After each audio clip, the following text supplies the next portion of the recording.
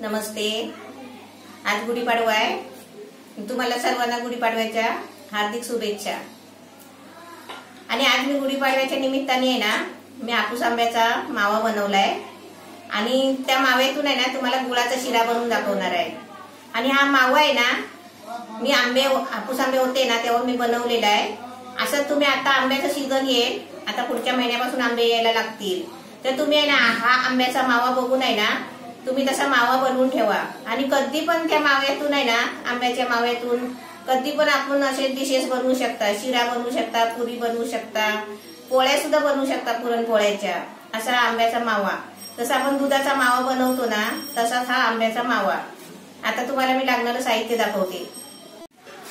आता मी तुम्हाला आहे ना साहित्य दाखवायच्या आधी तुम्हाला मी आंब्याचा मावा दाखवते। हा बघा, गेल्या वर्षी आंब्याचा मावा बनवलेला आहे।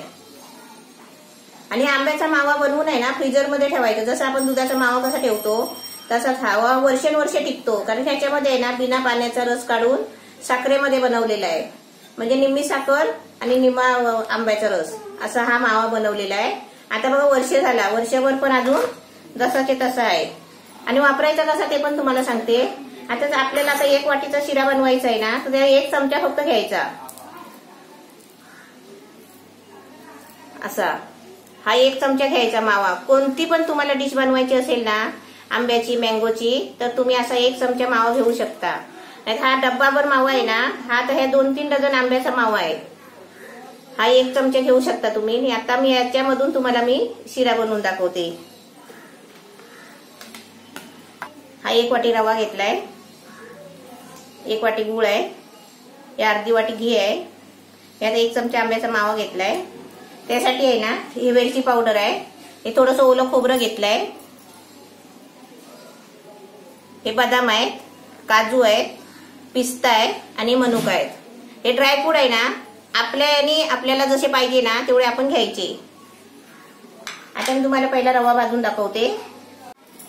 आता मी गॅस पेटवलाय, पॅन पण ठेवलाय। आता याच्यामध्ये आहे ना मी थोडं घी टाकून रवा भाजून घेते।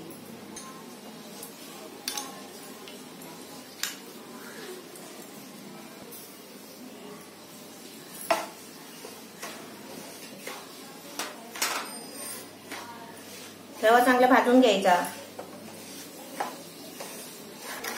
रवा चांगला भाजलाय बघा, गोल्डन कलर आलाय।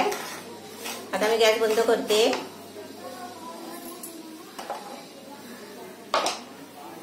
आता मी दुसरी कढई ठेवते। आता कढई ठेवली आहे, ह्याच्यामध्ये आहे ना मी 1 वाटी रवा घेतलाय ना, तर त्याच मापाने 2 वाटे पाणी घ्यायचं आहे।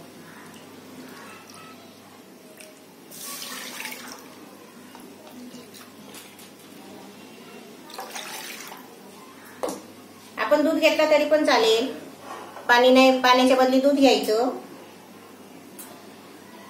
आता याच्यामध्ये गूळ टाकते।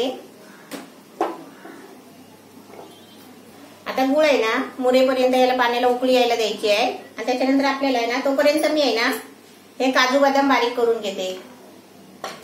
गूळ चांगला पिघललाय बघा, सगळं विरघळलंय। आता याच्यामध्ये आहे ना मी हा आंब्याचा मावा टाकते।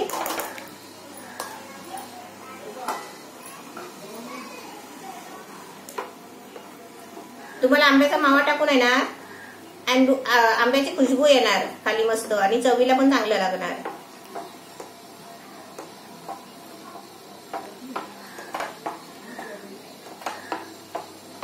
आता याच्यामध्ये आहे ना वेलची पावडर टाकते, ड्रायफ्रूट टाकते,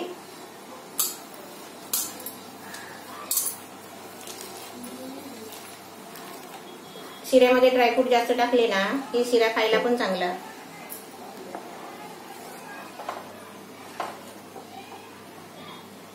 आता याच्यामध्ये खोबरं टाकते,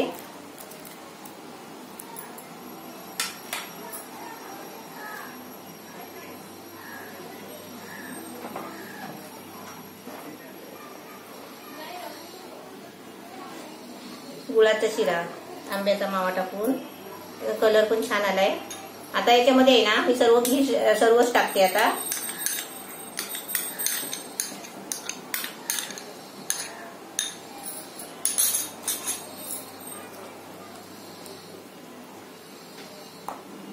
चांगली उकळी आली आहे. आता गॅस बारीक करते आणि त्याच्यामध्ये रवा टाकते. तर रवा टाकताय नाही ना गॅस बारीक करायचा, नाही तर रव्याच्या आहे ना गुठल्या होतात. रवा भाजलेला चांगला असला ना की गुठल्या होत नाही. कलर छान आलाय, केसरचा कलर येतो ना तसा आंब्याचा मावाचा कलर आलाय. ती कढई पकडली जरा हलते ना म्हणून कढई पकडली.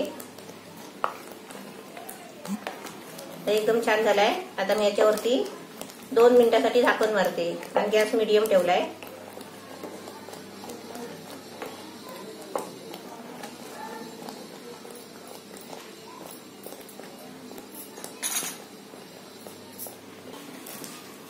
एकदम शिरा मस्त झालाय, छान पण झालाय बघा, सुका सुका झालाय.